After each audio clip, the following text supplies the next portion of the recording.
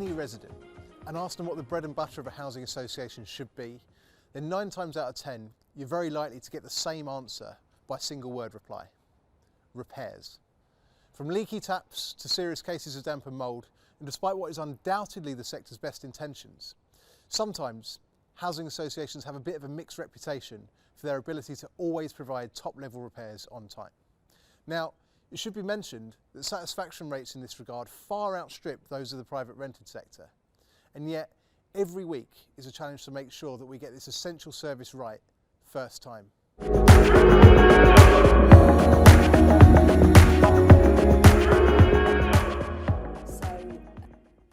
our view is that we should be letting homes, building homes that we would want someone that we love to live in. So if someone has a repair that needs doing to their home, we need to do it, and we need to do it well, and we need to do it with a minimum inconvenience to our residents.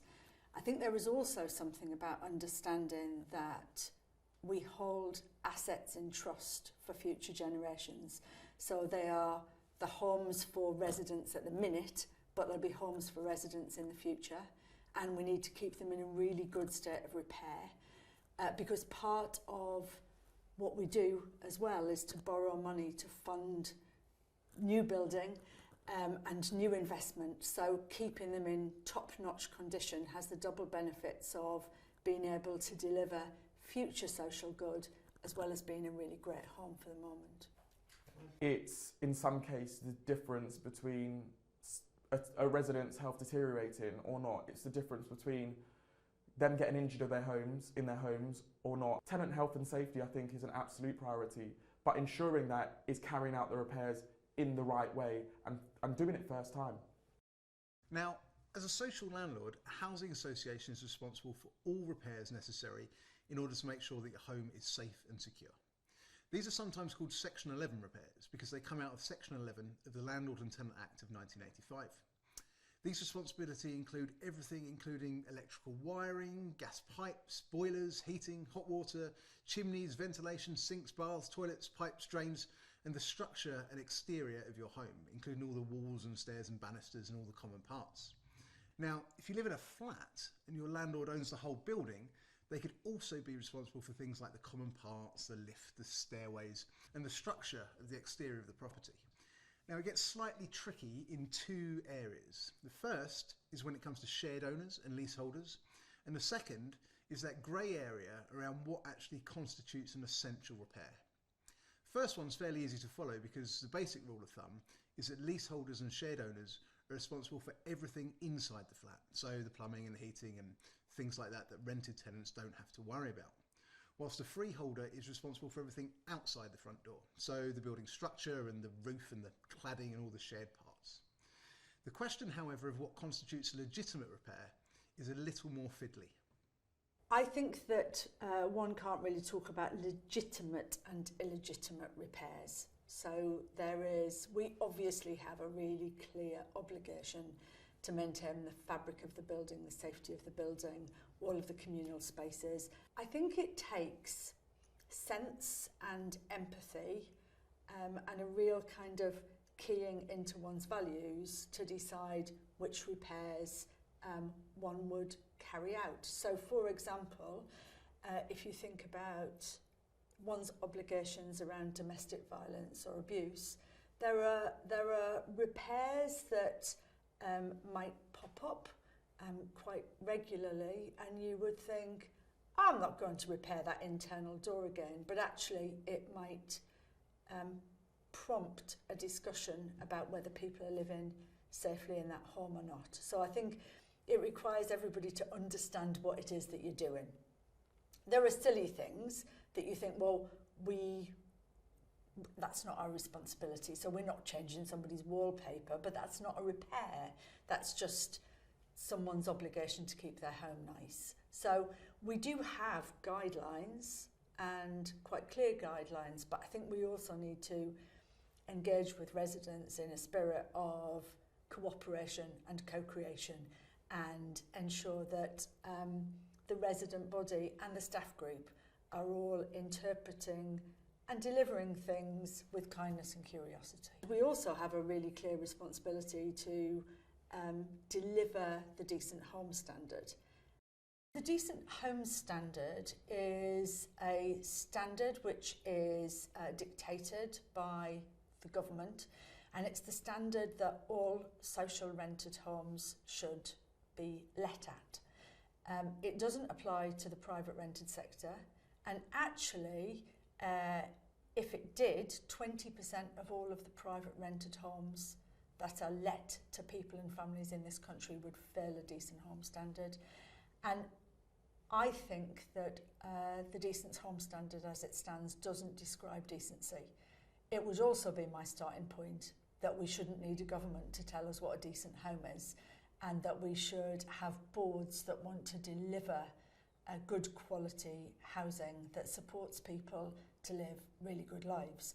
But it basically includes at the minute not having any health and safety hazards, having a bathroom and kitchen that are relatively modern, but I mean 15 or 20 years are the timescales during which they are to be replaced, to have heating and to have decent warmth standards. But I think they need to be, if we're thinking about the challenges that people face, both collectively, climate change, and individually, the price of fuel, we should be striving to make sure that our homes are really well insulated. We should think about the things that are important to us, things like curb appeal, you know, so that when you arrive at a block of flats or a row of homes, that they look lovely, they look appealing, that they give people a sense of pride and a sense of place. I think those are really important. That's how I would describe a decent home for me and my family. So it's what we would aim to deliver for other people. Repairs, however, are not totally a one-way street. According to the law, anyone who lives in a home owned by someone else must behave in what is nebulously described as a tenant-like manner. Again, this can be a bit of a grey area, but it means that residents also have a responsibility to upkeep certain parts of the property and have a responsibility for all things that they themselves could and should be able to do. So, for example, this means keeping your home reasonably clean, safety checks on your own electrical appliances, keeping the garden and all the outside areas in a reasonable state, and making sure that your home is well ventilated to help avoid the build-up of condensation. Other things include making sure that light bulbs are changed and, of course, making sure the batteries in your smoke alarm work. Now, whilst it might be tempting to call out the repairs team every single time something goes wrong, it's also probably worth bearing in mind that there is a cost associated with this, of course, which, even if not immediately, will eventually get factored in and passed on in terms of the rents which are charged. It's a bit like getting a prescription for paracetamol in the NHS, I suppose. You can do it if you really want to, but within reason, the whole system just kind of works better if people are able to take on responsibility for what they're able to do. Now, your landlord must carry out repairs within a reasonable period of time. Timetables depend on how serious the problem is, so a burst water pipe or no heating in the middle of winter, for example, one would hope at least is going to be seen to relatively quickly. But a broken internal door, for example, that might take a bit longer. Behind all of this is a whole team of people who manage and prioritise how and when these jobs get done. So, how does the repairs process actually work? Different housing associations deliver repairs in different ways. So some organisations have got things called DLOs, which are direct labour organisations, and they'll do most of the repairs themselves directly in-house. It will be executed in one of three different ways. It will either be one of our two DLOs, our direct labour organisations, so we're doing it ourselves effectively. It will be through one of our trusted contractors, and we have contractual arrangements in place for them to do it. And then the third way we do it is through a system, it's the IT equivalent of Uber for repairs. So a repair comes in and we put it onto that system. They're all vetted, so it goes into the marketplace, and then people can pick and choose and bid for different bits of work. So And that system allows us to use local, smaller contractors. We contract our repairs, but we contract it in a way that we are able to select and work with smaller organisations that share our values, and where possible we contract with locally based organisations who we can develop a partnership with and who get to know us and our residents really well. Now, if you're disabled, your landlord may have a duty to make reasonable adjustments to your home if you ask them to. However, a landlord doesn't strictly have to do anything that would involve removing or altering the physical features of the house. But a lot of housing associations try very hard to accommodate these needs and have programmes to make sure that both new builds and our existing stock are suitable for all residents who might need them. Finally, there is the issue of ongoing repairs, or rather maintenance as it is commonly known. This involves everything from grass cutting to some rubbish collection to storage to looking after the communal areas. It's often just called housing management and involves resident services as well. And it's an equally important but different job from the immediate day-to-day repairs.